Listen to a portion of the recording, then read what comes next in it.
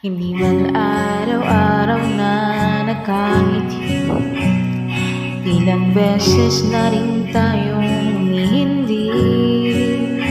Di na mapilang ang ating tampuhan, away pati na't hindi na namamalayan.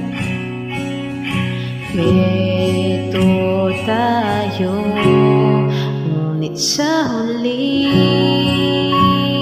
palagi